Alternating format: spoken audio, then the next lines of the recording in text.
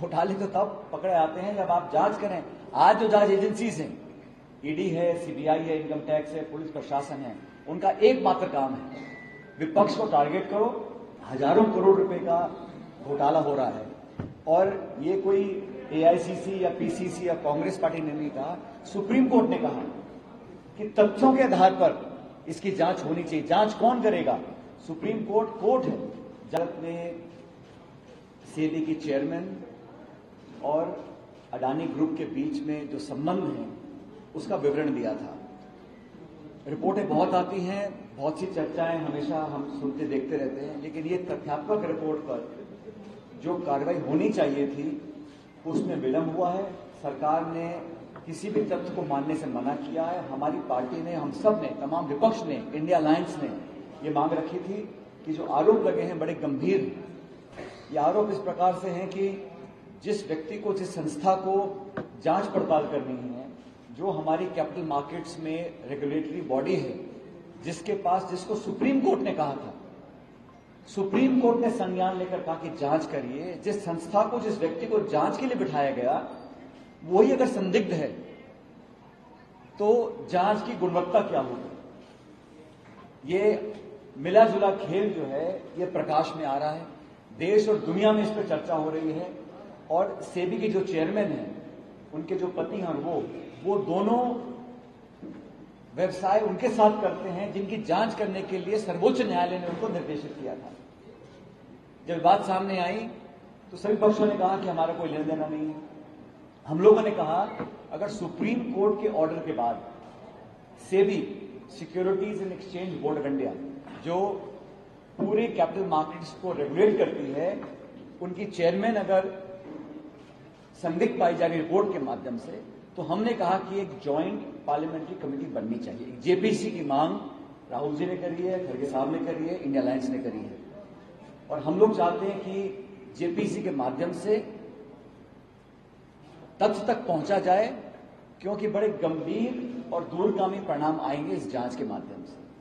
और हम तभी कहते हैं, आज भारतीय जनता पार्टी और एनडीए की सरकार है, भाजपा बहुमत में है, जेपीसी का गठन होगा तो सबसे ज्यादा सदस्य भाजपा के होंगे, चेयरमैन भाजपा का होगा जेपीसी का।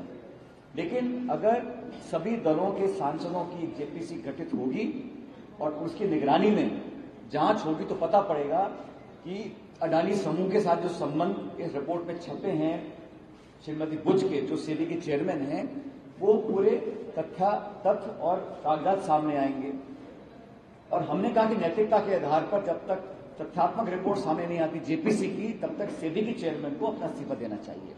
आप साथियों कल्पना कीजिए, हजारों करोड़ रुपए का घोटाला हो रहा है और ये कोई एआईसीसी या पीसीसी या कांग्रेस पार्टी ने नहीं कहा, सुप्रीम कोर्ट ने कहा कि तथ्यों के आधार पर इसकी जांच होनी चाहिए। जांच कौन करेगा? सुप्रीम कोर्ट है। जांच करने की कार्यक्षेत्र सेबी का है। सेबी की चेयरमैन पर जब गंभीर आरोप लग रहे हैं और ये आरोप ऐसे हैं कि इसको कोई झुठला नहीं सकता, तो केंद्र सरकार ने चुप्पी साध ली है, कोई जवाब देने से कतरा रहे हैं। और हम चाहते हैं कि संसदीय प्रणाली में और देश में अनेकों बार जेपीसी बनी है। मुझे याद है एक बार कोई कोको कोला का एक मामला आया था, कोल्ड ड्रिंक है, उसके ऊपर जेपीसी बनी थी। तो जब इतना गंभीर मामला है और समूह पर जो आरोप लगे हैं, सेबी चेयरमैन के साथ जो सांठगांठ की चर्चाएं हो रही हैं, उसकी तह तक पहुंचने के लिए जेपीसी की मांग हम लोग करते हैं। और मैं समझता हूं देश भर में हम चाह रहे हैं कि जो ये मिला जुला खेल चल रहा है, 10 साल से सरकार बहुत करती है पारदर्शिता की, ईमानदारी की, और आज भी वो अपने 10 साल के कार्यकाल की चर्चा ना करते हुए कांग्रेस और यूपीए, यहां तक कि नेहरू जी को बदनाम करने का काम करते हैं। और हम कह रहे हैं कि देश की जो संपदा है, जो हवाई अड्डे हैं, बंदरगाह हैं, रेलवे लाइन है, खान है, खदाने हैं, उन सबको, सरकार की संपत्ति को आप गिने चुने लोगों को दे रहे हो, वो भी सरकारी बैंक से फाइनेंस करवाकर। इसका हम लोग विरोध करते हैं। हम चाहते हैं निवेश हो, उद्योग लगे, रोजगार बढ़े, लेकिन अपने चहितों को मनमाने दाम पर देश की संपत्ति आप कौड़ियों का दाम दे रहे हो, उसका हम लोग विरोध करते हैं। जो मोनोपोलीज बनी जा रही हैं उसका हम विरोध करते हैं। प्रतिस्पर्धा हो, पारदर्शिता हो और न्यायपूर्वक कार्रवाई हो, उसका सब लोग स्वागत करेंगे। इसलिए बहुत जरूरी है देश की जनता को ये बताना और समझाना कि जेपीसी की मांग हम लोग करते हैं और केंद्र सरकार की नैतिक जिम्मेदारी बनती है कि वो इस जांच का गठन कर सच्चाई देश के सामने लेकर आए। और जो आरोप लग रहे हैं ये पहली बार नहीं लग रहे, इससे पहले भी मामला उठा था, लेकिन चुनाव आ गए, मामला दब गया। अब दोबारा ये सारे बात उठी हैं। मुझे लगता है कि सरकार को अपने गिरबान में झांकना चाहिए और माननीय प्रधानमंत्री जो हमेशा ईमानदारी की बात करते हैं, अपने 10 साल में कहते हैं कोई घोटाला नहीं हुआ। अगर जांच ही नहीं होगी तो घोटालों का पता कैसे पड़ेगा? घोटाले तो तब पकड़े आते हैं जब आप जांच करें। आज जो जांच एजेंसीज हैं, ईडी है, सीबीआई है, इनकम टैक्स है, पुलिस प्रशासन है, उनका एकमात्र काम है विपक्ष को टारगेट करो, जिनसे हमारी वैचारिक असहमति हो उनका शोषण करो, उनका चरित्र हनन करो, उनको बदनाम करने की कोशिश करो, मुख्यमंत्रियों को आप जेल में डाल दें, कांग्रेस पार्टी के बैंक के खाते आप सीज कर दें, विरोधियों को कुचलने के लिए, आवाज को दबाने के लिए सब सारे तंत्र का दुरुपयोग करें। पूरी सरकार की ताकत सिर्फ इस बात में लगी है कि विपक्ष की आवाज को दबाएं। लेकिन जनता ने इस लोकसभा चुनाव में जो परिणाम दिए हैं और खासकर उत्तर प्रदेश में, उत्तर भारत में जो परिणाम आए हैं, वो बतलाते हैं कि ये जो दबाव और शोषण और आक्रमण की जो राजनीति थी उसको लोगों ने पसंद नहीं किया है। और आज संसद के अंदर राहुल गांधी जी ने जब से कमान संभाली नेता प्रतिपक्ष बनकर, तो एक अजीब तरह का माहौल देखता हूं मैं सत्ता पक्ष की जो बेंचेस हैं वहां पर, और सरकार लगातार यू टर्न लेने के लिए मजबूर हो रही है। ब्रॉडकास्ट का बिल वापस लिया गया, लैटरल एंट्री का बिल जो सरकारी आदेश था वो वापस लिया गया, वक्फ बोर्ड वाला बिल वो वापस लिया गया।